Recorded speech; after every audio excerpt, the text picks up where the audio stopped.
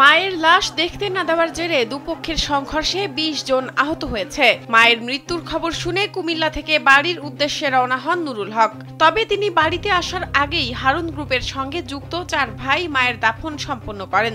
এতে বাড়ি পৌঁছে ক্ষোভ প্রকাশ করেন নুরুল হক। ভাইয়েরা, তোমরা আমার 15 মিনিট সময় লাগবে, আমি কখনো কাটতে আসতে লাশটা নিও না, আমি একটু মারে বাড়ি যাই একটু দেখি। এ বিষয়ে তিনি ভাইদের বিরুদ্ধে গ্রামবাসীর কাছে বিচার দেন।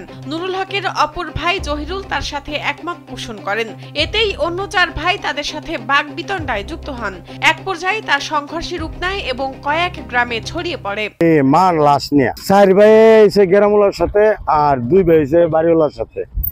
যে 2 ভাইয়ের মধ্যে এক ভাই ছোট ভাই ওনার মারে লালন পালন করে দিছে, ওনার বাপ নাই, ঠিক আছে, মা মৃত্যু। আর মহিলাটার নিয়ে ঝগড়া সৃষ্টি হয়েছে লাশ নিয়ে। ব্রাহ্মণবাড়িয়ার সদর উপজেলার সাদেকপুর ইউনিয়নের বিরামপুরের এই সংঘর্ষে সাতচু পক্ষের নাসিরউদ্দিন নামে একজন নিহত হন এবং উভয় পক্ষের অন্তত ২০ জন আহত হন। শনিবার সকাল ৮টা থেকে দুপুর ১টা পর্যন্ত ৫ ঘণ্টাব্যাপী দফায় দফায় এই সংঘর্ষ হয়। এ সময় দুই পক্ষের অন্তত ১০টি বাড়িঘর, ব্যবসা প্রতিষ্ঠান লুটপাট ও ভাঙচুর হয়। বিস্ফোরিত হয় অন্তত 30টি ককটেল। অনেকে ভয়ে এলাকা ছেড়ে চলে যান। গরু বাছুর যা মাল আছে এগুলি আমরা কাছে দিয়া দিলে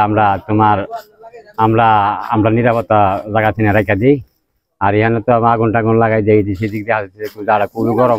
পূর্ব বিরোধের জেরে এমনটি ঘটেছে বলে জানান গ্রামবাসী। এদিকে পরবর্তী হামলার আশঙ্কায় গ্রামের লোকজন বসতবাড়ি থেকে মূল্যবান মালামাল অন্যত্র নিরাপদ স্থানে সরিয়ে নিচ্ছেন। অনেক মায়ের দৌড়, একজন মারাও গেছে, ঠিক আছে, অনেক কিছু যাই ঝামেলা, মানে ইডাইডি মাকামাকি গুলাগুলি, অনেক ভাই মানুষে মালটাল হরাইতেছে। ব্রাহ্মণবাড়িয়া সদর থানার ভারপ্রাপ্ত কর্মকর্তা মোহাম্মদ আজহারুল ইসলাম জানান, সংঘর্ষের খবর পেয়ে প্রথমে ব্রাহ্মণবাড়িয়া সদর থানা পুলিশ ঘটনাস্থলে পৌঁছে পরিস্থিতি নিয়ন্ত্রণে আনার চেষ্টা করেন। পরে পরিস্থিতি নিয়ন্ত্রণের বাইরে চলে যাওয়ায় সেনাবাহিনী ঘটনাস্থলে পৌঁছে পরিস্থিতি নিয়ন্ত্রণে আনেন। শতবর্ষী বৃদ্ধ মহিলা আছেন, নুরুল হকের মা। ওনারা নুরুল হকের হলো 6 ভাই। তাদের 2 ভাই হলো একসাথে আছে আর 4 ভাই হলো একসাথে আছে। তারা 4 ভাই অন্য একটা গোষ্ঠীতে যোগ দিছে এবং 2 ভাই আরেক তাদের নিজস্ব গোষ্ঠীতে আছে। তার মা নুরুল হকের বাড়িতে থেকেই এখানে জীবনযাপন করতো এবং তার মা মারা যাওয়ার পরে নুরুল হক আসলে বাড়ির বাইরে থাকে। অন্যদের 4 ভাই আছে, 4 ভাইরা তাকে দাফন করছে গতকালকে সন্ধ্যায়। স্থানীয়রা জানান, পুলিশ আসলেও গ্রামের পরিস্থিতি এখনো থমথমে। যে কোনো মুহূর্তে দুই পক্ষ আবারও ভয়াবহ সংঘর্ষে লিপ্ত হতে পারে বলে আশঙ্কা প্রকাশ করেন তারা। শাহনাজ পারভিন, কালবেলা।